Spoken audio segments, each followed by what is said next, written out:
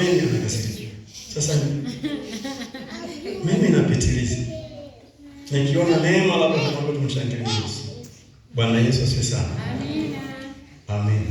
Kwa hiyo mpendwa, tafuta neema ya Yesu. Nimekwambia, sijakuficha, nimekwambia dhambi kwenye mwili ni nzuri, lakini kwenye roho inatutoa na upendo wa Mungu. Inatuhamisha.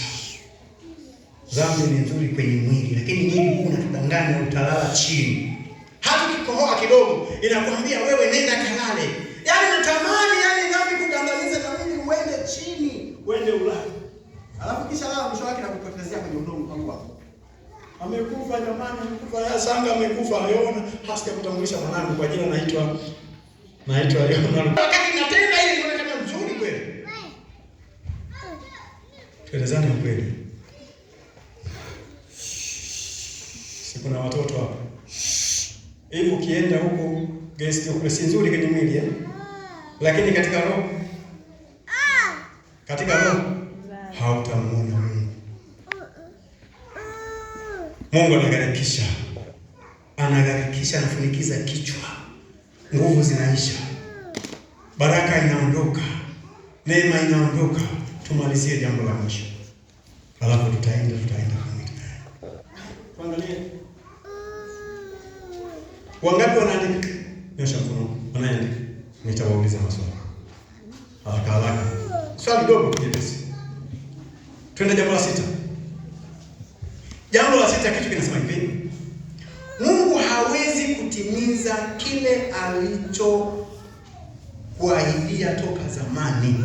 Yaani ukienda kinyume na mapenzi ya Mungu, anaondoa kile alichokuumbia toka zamani. Kwa sababu Mungu anapomuumba mwanadamu, anaumba na baraka zake, anaumba na neema yake, anaumba na utajiri wake, anaumba na kila kitu. Ila sasa ukifanya mahali Yesu ni kweli amekuja kutukomboa, lakini je, ametukomboa, je, turudie tena? Kama nguruwe anaporudi aenda kukulama matapishi? Hapana. Akuja kujigaragaza tena kwenye udongo, kwenye unamuogesha na paka na dawa na nini, lakini atakaporudi anarudi kwenye sisi ule unafanya. Yaani hana habari za kana kwamba anachafuka. Je, iwe ni sisi kwetu tunayefahamu? Hapana. Iwe Yesu ametuokoa, tubaki na neema, tubaki na furaha, tubaki na faraja. Haleluya, haleluya, haleluya, haleluya.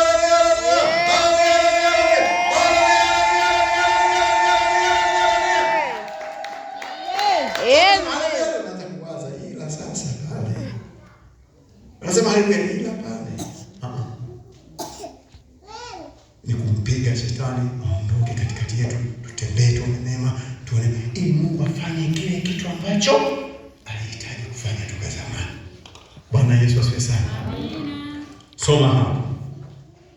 Soma hapo. Angalia Mwanzo sura ya 3 mstari wa 16 na 17. Tutasoma hayo maneno machache. Nataka kusoma kwa jina la Bwana.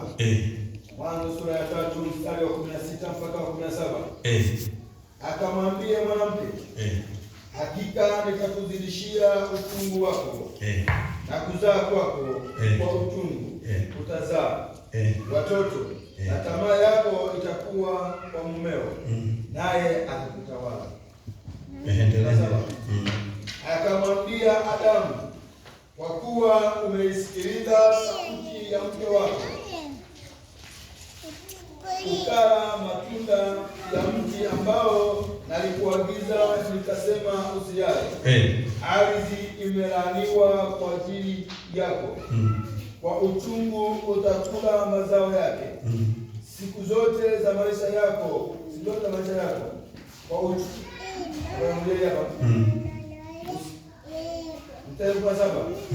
Akamwambia Adamu, kwa kuwa umesikiliza sauti ya mke wako ukala matunda ya mti ambao nilikuagiza nikasema usiyale, ardhi imelaaniwa kwa ajili yako, kwa uchungu utakula mazao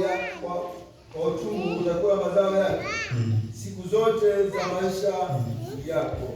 Adamu na Hawa walikuwa wameumbwa pale bustanini wasife. Ni kweli. Tumeangalia hiyo Mwanzo. Adamu aliumbwa bustanini pale asife, aishi milele na atawale, shida, alikuwa na dhambi, alikuwa anaongea na Mungu, alikuwa anawasiliana na Mungu, Mungu anakuja na sauti yake, anaongea, Adamu huko hapa, anasema niko hapa Bwana. Moja mbili tatu, fanya hiki. Haya ndio kutengeneza bustani ili ule uishi. Hivyo, lakini ukitenda dhambi utakufa hakika. Alipofanya dhambi tu ya kula matunda ya bustani kwenye mti wa mema na mabaya, tayari kifo kikaanza.